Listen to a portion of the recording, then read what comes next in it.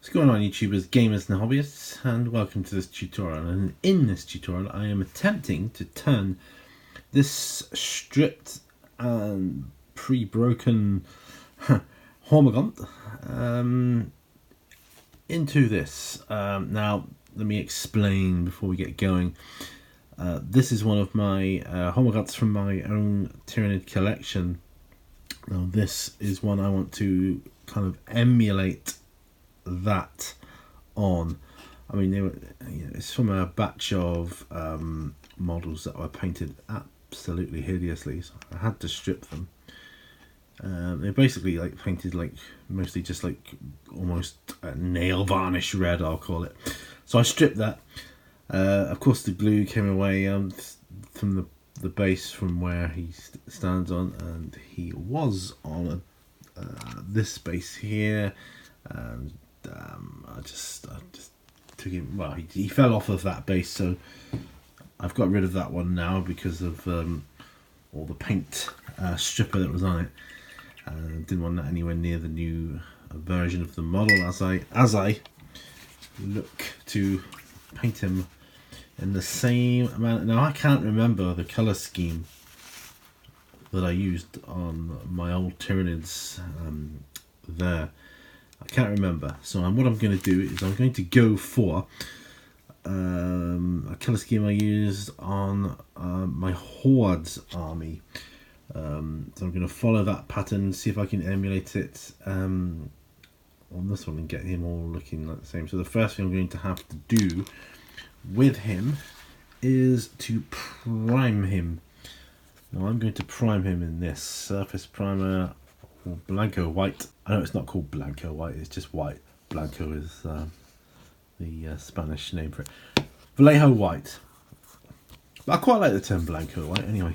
Yes, so I'm going to use this to prime him with, and I shall do that by hand off camera, so that when we start our tutorial properly, he will be ready primed. So we'll come back once that's done. Okay, so you can see the model has been primed. It's all white. It's been primed in Vallejo Surface Primer. I really didn't see the need to film that. So let's bring him in again. So in order to get him close to this, what I'm proposing on doing is painting the surface of the skin or surface area in Seraphim Sepia as a shade wash. Right, so this is what we're going to use, Seraphim Sepia, and we'll see how closely that can mimic what we're looking to do here. So okay, so what I'm doing is I'm going to use a small airbrush. It's not particularly brilliant, but that's what I'm going to use. It's not particularly brilliant. I mean, it's finer than like a larger brush would be, but yeah. So we're just painting this on. We don't need to be too concerned about hitting the other areas right now. Just painting this on as it is, and I'm hoping that this will give me a similar effect to what has gone before. So far I'm thinking it looks quite good. I'm not thinning it down at all, I'm just putting it on straight from the tub. So let's come back when that's all done, shall we? Well, here we are. That's that done. If I compare the two, I have to say I think that's pretty much down. That might have been the way I did it before. Although if I did it before, these early models, I mean, these are really, as you can tell, some of the first models I painted, but I enjoy them. You know, they're good, and I still think they look quite good on the tabletop. But anyway, what I'm saying is I think this was probably the way I went. If not, it certainly looks similar enough as a skin tone. I'll try and replicate, as I said, the way I'm going to try and replicate this is by doing the same colour scheme as I use for my Hordes army, for the monsters in my Hordes army, and to get the blue armour on, like the scale armour on the back. I mean, I do like this colour scheme. I think I prefer it to the red. I just like the look of it. That's not to say I don't like the red. I do. I really do enjoy the red. But I mean, I've done greens as well, and goodness knows what else. But I really like this. So yeah. So this is how he looks at this stage. So I'll wait for this to dry, and then we can come back in and do our next stage. Okay, so we're going to use a bit of Calgar blue now for his armor plating. So just gently putting this blue on the bigger, the top bone plate or whatever it is, across his back first of all. Pop my palette over there, it might be easier. Right. Okay, so here we are. And as you can see there, I don't know if you can see it, so I just got a bit on there. I'm just going to wipe that off. Bit of water, that's how I do that. If you do it quick enough, you can get away with it. So, yeah. So I'm just going to carry on applying this. It's quite thin, but that's okay. That's good. That's what we want. I'm using an Army Painter Regiment brush, but it's, as you can probably tell, it's quite a worn Regiment brush. Just be careful as you apply this. Don't rush it. That's the key. So, yeah, just keep putting the paint on. So, doing the back plate first. Then I would probably do these bits going down his tail. I'll turn my attention to the ones on the front of his head here, like so. And then I'll probably doing his legs and then his claws last. So I'll be doing it in that kind of order. So we'll come back when that's a bit more done. Other areas to consider are his hooves type thing. You do this and you don't have to worry about going over the base, because that was just the green stuff there, and the other bony parts like that. And once you've done that, then you could start with the claws on the front that are at the front,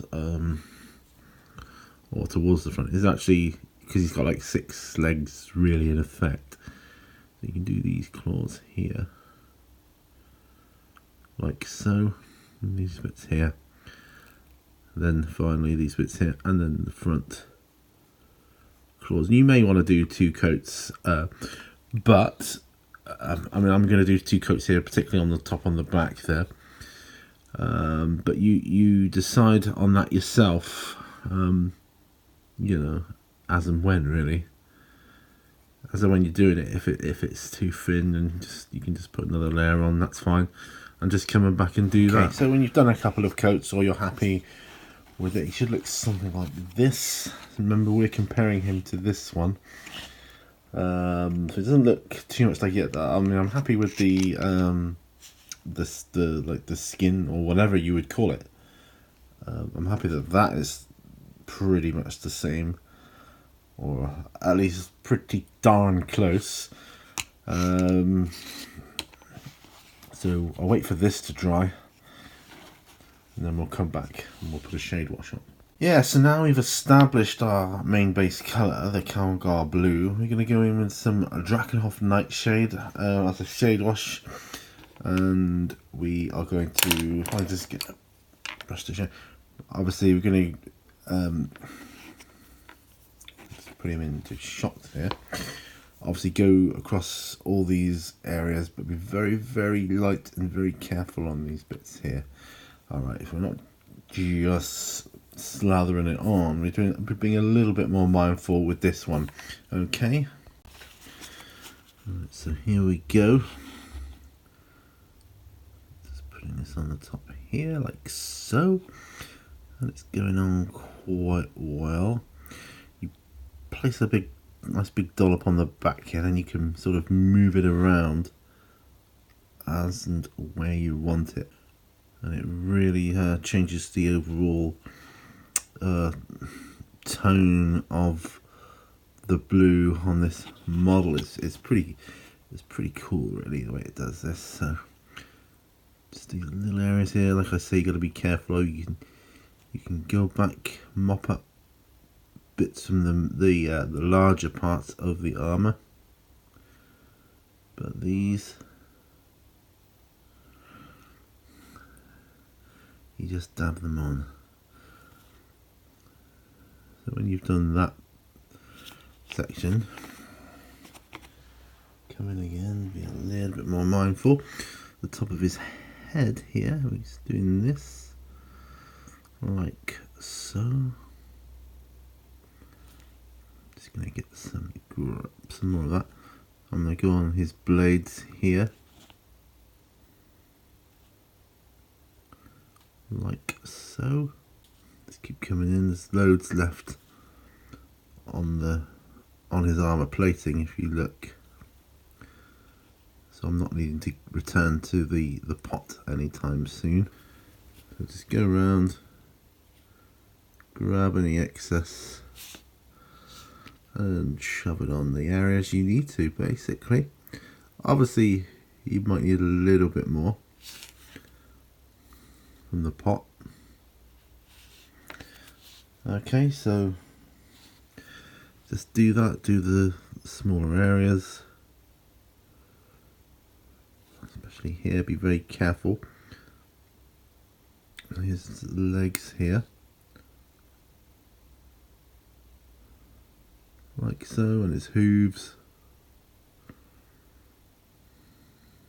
like that. And yeah, and then we're ready for the next stage. What I think we're going to do now is some edge highlighting with Baccarat blue. Now this paint wasn't around when this fellow was painted. I mean, there weren't edge paints back then. I know it's based off of the dry colours, but it doesn't look as if it's been dry brushed on, it's been painted on. So it's not Baccarat blue that I used before, but I think I want to use it for this one, on this fellow here. So right, now I'm using an old detailed brush for this, and so what I'm going to do here, I'm just going to take that as like a template. I'm just going to literally, I'm going to go around the edges with Baccarat blue, like so. You can see all the mistakes I make here with this.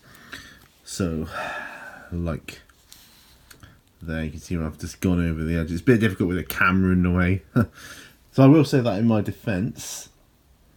So I'm going to go around all the edges with that, then I shall, like, you know, do the edges of the claws. Just running my brush and along the edge at an angle, like so. Get that nice, nice line going along there, like that. So when you look at it on the table edge, you can see that it's a bit of a brighter one than that one, but it's not going to be exactly the same. I'm okay with that. So I'm going to do, you know, go along all the edges and on, obviously, along the back and the top of the head as well, like so. and I'll come back to you once that's done. Alright, so there he is. It's all dry now, and we're going to do the base now. So I'm coming in with some astrogranite debris. So if I move him out the way, and I'm using my Citadel texture tool here. It's still my old one that I use. I'll show you the other end, actually, the larger end. And what I do is I literally just get some out onto the tool, and then I'll start splodging it around. And I'm using this because of the texture in it. It's awesome. It's I mean, it covers over anything, plus, you know, it can give you an interesting effect. So you can smudge some green stuff from it, like I have here, and then you can whack this over the top of it, and it looks perfectly fine. It doesn't look like green stuff anymore, even though it's white. You know what I'm saying though. So I'll just put it on. I put it on with the larger end. For the smaller areas, that's when I use the smaller end. Now, I used to use a brush for all of this sort of work, and you know, that's absolutely fine. You can still, you know, get away with using a brush on that, but I just want this texture to go on like so.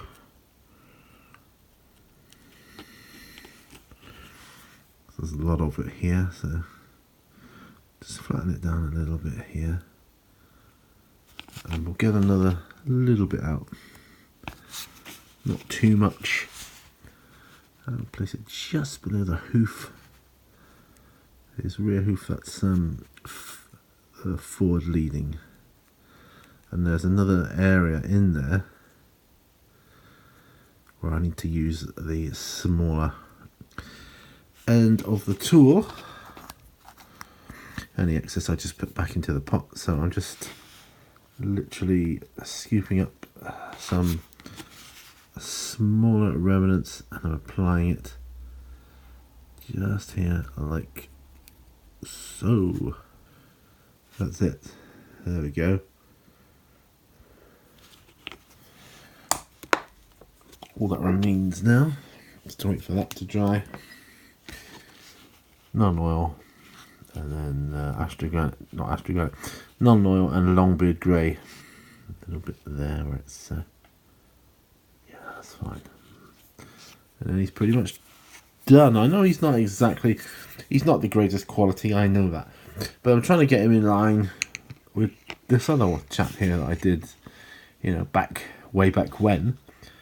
And trying to incorporate him into, it doesn't look too, although he looks different, he doesn't look too out of place in my army. You know, perhaps they've developed a new strain of Hormagaunt, slightly different, brighter edging, you know, because of the organic material they're ingesting isn't quite the same, not exactly, near enough but not quite.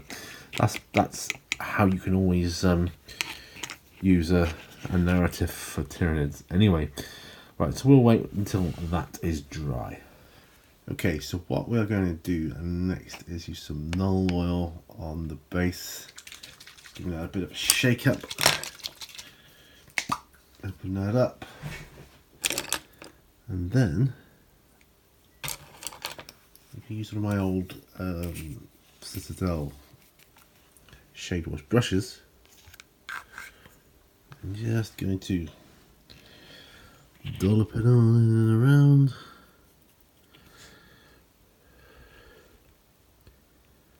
The feet of the Hormagaunt.